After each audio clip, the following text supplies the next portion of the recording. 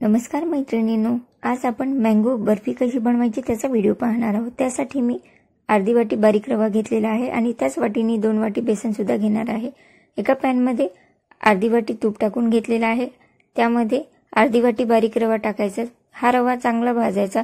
रवा लालसर झाल्यानंतर यामध्ये ज्या वाटीने रवा घेतलेला आहे त्याच वाटीने 2 वाटी बारीक बेसन टाकून घ्यायचं आहे। बेसन चाळून घेतलेला आहे। रव्याचा रंग बदललेला आहे आणि या मध्येच आपण 2 वाटी बेसन टाकून घेणार आहोत। बेसन सुद्धा चांगला खमंग लालसर रंग येईपर्यंत भाजायचा आहे आणि हे सर्व जे पदार्थ आपण भाजत आहोत ते अगदी स्लो गॅसवर भाजायचा आहे पूर्ण रंग बदलेपर्यंत। आणि भाजल्यानंतर या सर्व मिश्रणाला तूप सुटायला लागतं तोपर्यंत हे मिश्रण भाजून घ्यायचं आहे। पहिल्यापेक्षा मिश्रण भरपूर भाजत आलेलं आहे आणि पहिल्यापेक्षा याला तूप सुद्धा सुटत आहे।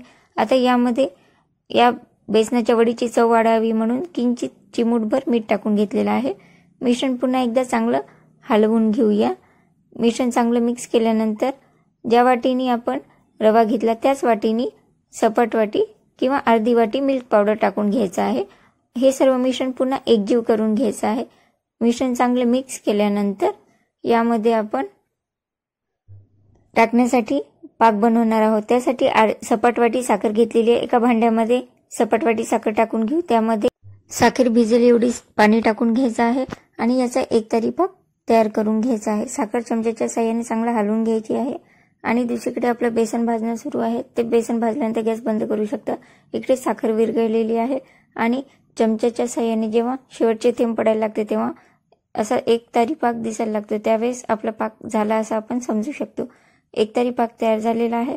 यामध्येच टाकण्यासाठी आपण आंब्याच्या फोडी मिक्सरमधून बारीक करून त्याचा रस तयार करून घेतलेला आहे। यामध्ये साखर किंवा पाणी काही टाकलेलं नाहीये। हा आंब्याचा गर 1 वाटी घेतलेला आहे।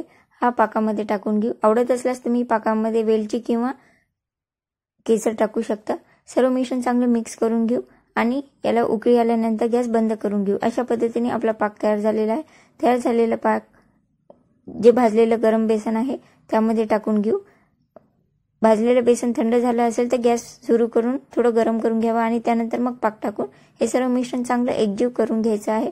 यामध्ये गुठळ्या राहू नये त्यासाठी सर्व मिश्रण चांगलं एकजीव करून घ्यायचं आहे। चमच्याच्या साहाय्याने हलवून घ्यायचं आहे आणि सर्व मिश्रण जेव्हा असं गोळा बनायला लागतं, जेव्हा कढईला हे मिश्रण सोडायला लागतं, अशा वेळेस आपलं मिश्रण तयार झालं असं आपण समजू शकतो।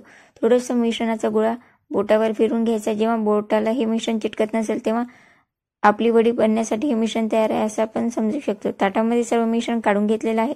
वाटीच्या साहाय्याने सर्व मिश्रण पसरून घ्यायचं आहे। यावर काजू बदाम पिस्त्याचे काप कट करून टाकून घ्यायचे आहे आणि हाताच्या साहाय्याने किंवा वाटीच्या साहाय्याने सर्व मिश्रण चांगलं थापून घ्यायचं आहे। त्यानंतर हे सर्व मिश्रण अर्धा ते 1 तास थंड होऊ द्यायचं आणि मिश्रण थंड झाल्यानंतर तुम्हाला हव्या त्या आकारामध्ये याच्या वड्या पाडून घ्यायच्या आहेत। बराच वेळ झालेला आहे, मिश्रण थंड झालेलं आहे, त्याच्या वड्या कट करून मी इथे सर्व केलेला आहे। तुम्हाला व्हिडिओ कसा वाटला त्याबद्दल नक्की कळवा। व्हिडिओ आवडला असेल तर व्हिडिओला नक्की लाईक करा। अशाच नवनवीन रेसिपीज जाणून घेण्यासाठी प्रीती अनंतवार रेसिपी चॅनलला नक्की सबस्क्राईब करा। वेळात वेळ काढून व्हिडिओ पाहिल्याबद्दल आपल्या सर्वांचे मनपूर्वक धन्यवाद।